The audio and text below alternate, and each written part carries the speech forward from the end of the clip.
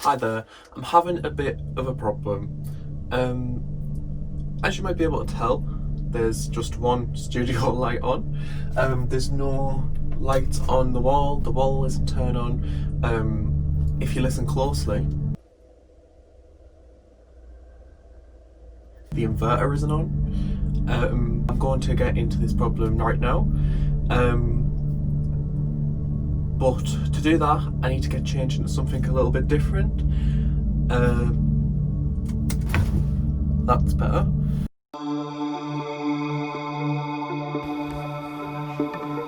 Welcome to Frossatica. You can expect cooler weather with an average temperature of 19 degrees.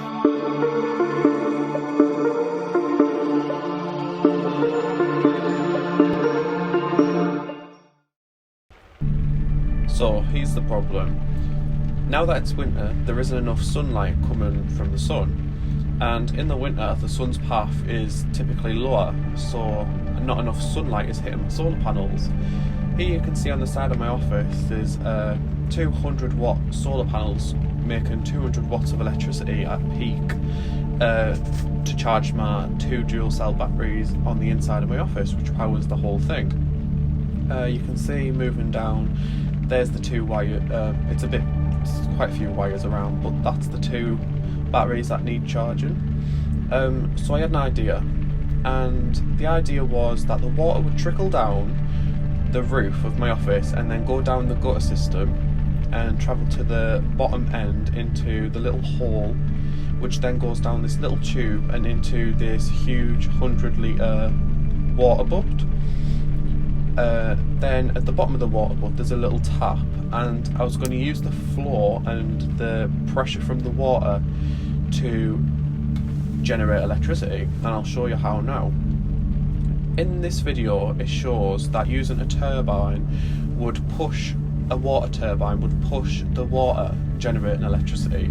Doesn't create as much electricity as my solar panels, but it creates enough to trickle charge my batteries, which I thought was a great idea during the winter.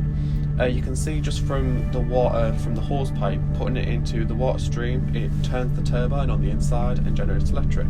So I bought one, and here I am showing you. It's a different make, but it still does the same thing. The water travels through one end and goes through the other. To help the idea work properly, I bought a water pump, which I'll explain what I'm doing with in a minute. This was designed to put the water back into the water butt, so it was creating a cycle, so I could generate an unlimited amount of electricity.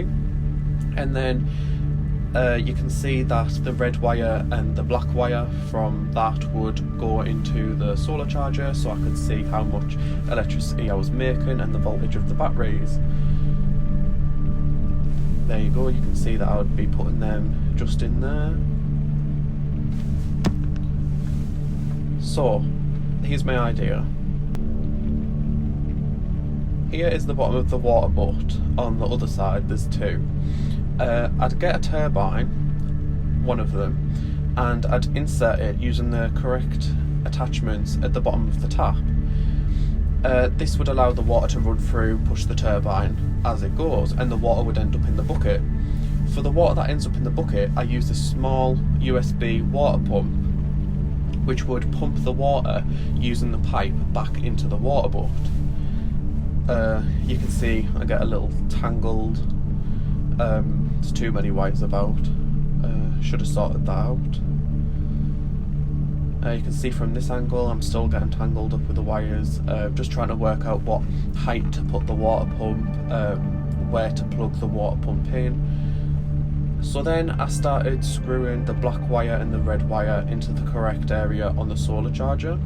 The wires are really thin, so it was easy to install in the solar controller. But anyone who's watching who knows about electricity will realise this was an issue straight away, as it's definitely not enough to power the solar charger, let alone charge my batteries up. So I continue screwing it in and continue with that. Turn the water on. You can see the water's got a bit of pressure to it, There's a bit of water escaping at the top of it, but it still should be enough to push the turbine, which it wasn't doing. And you can see on the screen on the solar charger that there was no power come through. So I got my toolbox and I got my multimeter, which I wanted to see accurate voltage, to see how much power was coming out of the turbine. So I get my multimeter out and unscrew these from the solar charger so I can attach it to the multimeter. Then I'm attaching it, putting on the right setting, remembering how to use the multimeter. Then attached it off camera and turned the water back on, see what was going on with the multimeter. So I moved the camera down a little bit, and you can see from when I turned the water on, it actually pushed the turbine a tiny little bit, but the continuous flow of the water wasn't enough. If anyone has any questions at all, or any solutions to my idea that they think that would work a lot more efficiently, please leave a comment. If this is the first time seeing me on your screen, please consider subscribing. It'll really help the channel to grow. And overall, I hope you've had a great time watching this video, and I'll see you in the next one. Thank you for visiting Fossattica today. Enjoy the rest of your day, and we hope to see you again soon.